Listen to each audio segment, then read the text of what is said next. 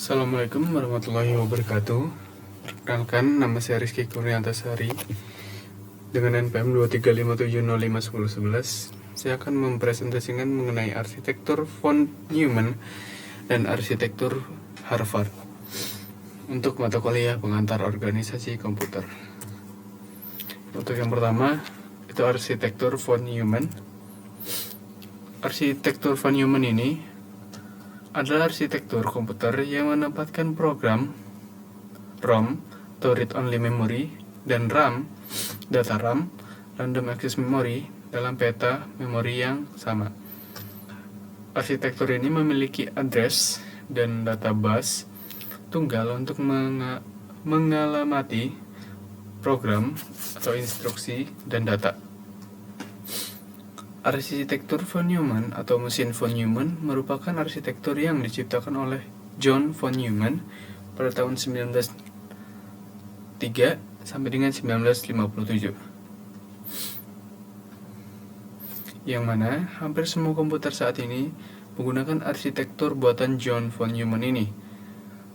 Arsitektur von Neumann ini menggambarkan komputer dengan 4 bagian utama, yaitu ALU, unit aritmatika dan logis, SCU atau unit control, memori, dan alat masukan input-output.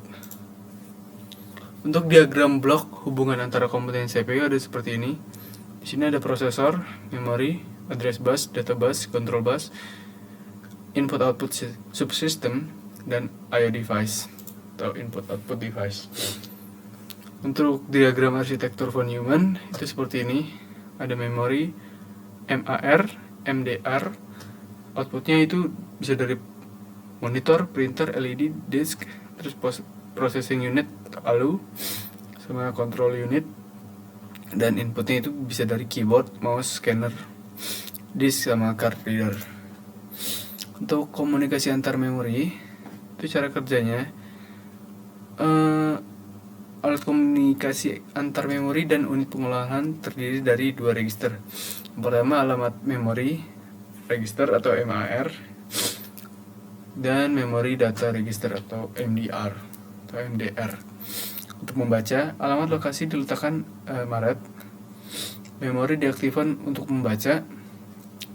Nilai ini dimasukkan ke dalam MDR oleh memori. Untuk menulis alamat lokasi diletakkan barat, data dimasukkan ke dalam MDR, tulis aktifkan sinyal menegaskan, nilai dalam MDR ditulis ke lokasi yang ditentukan. Untuk CU atau Central CPU, yaitu Central Processing Unit, adalah hardware seperti ALU, register, memori, dan lain-lain yang dihubungkan bersama dalam jalur data. Aliran bit sekitar jalur data dikendalikan oleh gerbang yang memungkinkan bit mengalir atau tidak mengalir atau off melalui jalur data. Instruksi biner 1 sama dengan on atau true dan 0 sama dengan off atau false. Yang mengontrol aliran tersebut disebut mikroinstruksi. Ini seperti ini alurnya. Untuk memori operasi, ada 2 operasi pada memori. Yang pertama itu fetch atau address, nilai kembali tanpa mengubah nilai yang disimpan di alamat itu. Store address value, menulis nilai baru ke dalam sel pada alamat yang diberikan. Yang pertama ini input ya, input, lalu prosesor atau CPU disimpan di memori, akan diproses, lalu ke CPU lagi, lalu keluar outputnya.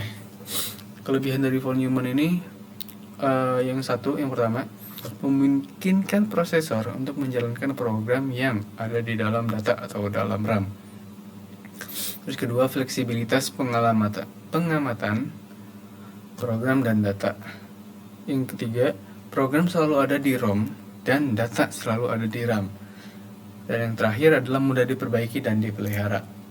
Kelemahan dari von Neumann itu yang pertama, bus tunggal itu sendiri, sehingga instruksi untuk mengakses program dan data harus dijalankan secara sekuensial dan tidak bisa dilakukan overlapping untuk menjalankan 2 instruksi yang berurutan. Terus ada bandwidth yang kedua, itu bandwidth program harus sama dengan bandwidth data. misalnya 8 bit, maka bandwidthnya juga harus 8 per bit. Terus keterbatasan keamanan, ini adalah kelemahan yang ketiga dari von Neumann ini sih. Terus yang keempat adalah prosesor von Neumann membutuhkan jumlah clock CPI atau clock per instruction yang relatif lebih banyak, sehingga eksekusi instruksi dapat menjadi lebih lama.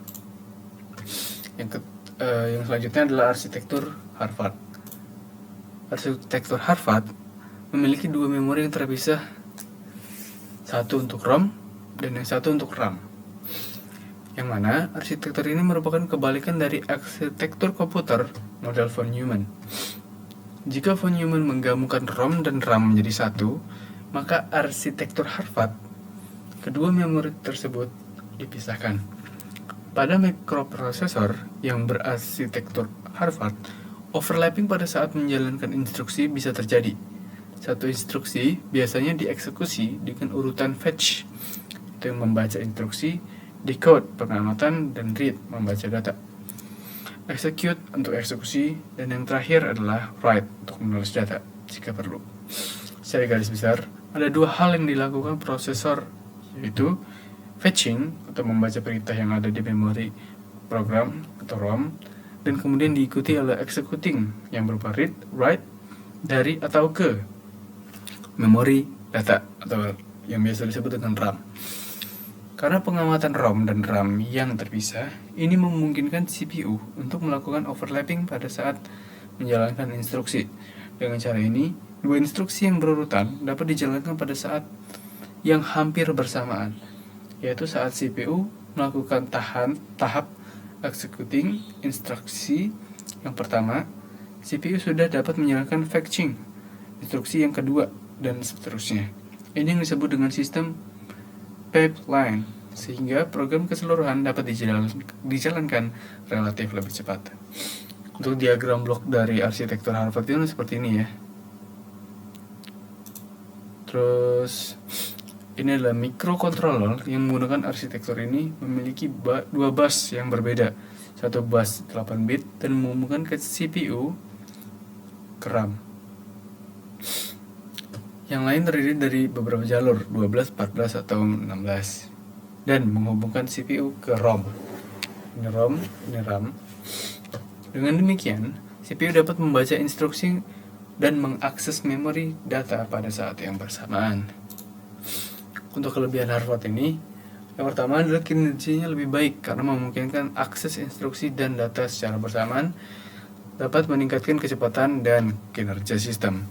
Yang kedua, dapat menjalankan lebih banyak operasi secara bersamaan, meningkatkan efisiensi pemrosesan data.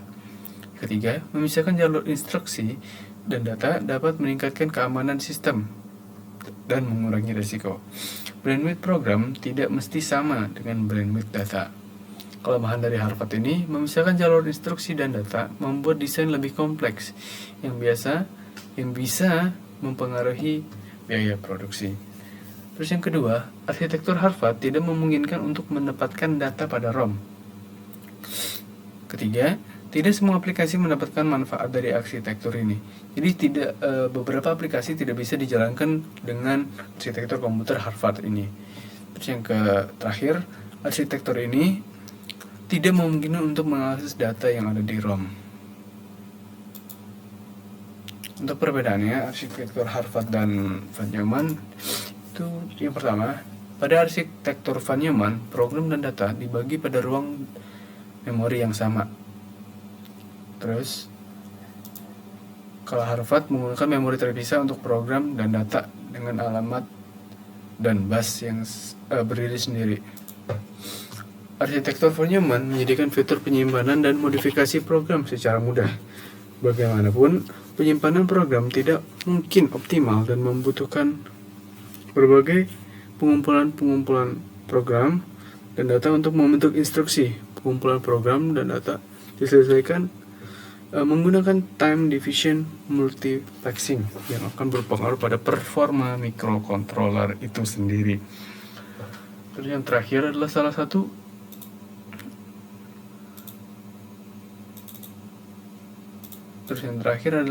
contoh microcontroller yang menggunakan arsitektur von Neumann adalah Princeton adalah Motorola 68HC11. Untuk yang Harvard, karena dua perbedaan aliran data dan alamat, maka tidak diperlukan multiplexing alamat dan bus data.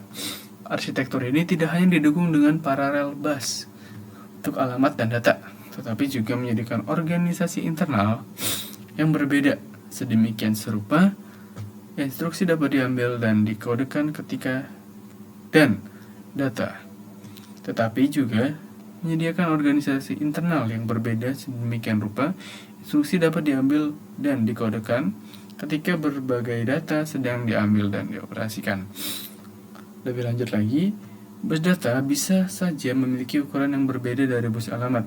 Hal ini memungkinkan pengoptimalan bus data dan bus alamat dalam pengeksekusian instruksi yang cepat. Kesimpulannya adalah arsitektur von Neumann adalah arsitektur komputer yang menempatkan program atau ROM, Read Only Memory, dan data Random Access Memory dalam peta memori yang sama. Arsitektur ini memiliki address dan bus tunggal yang mengalamati program instruksi dan data.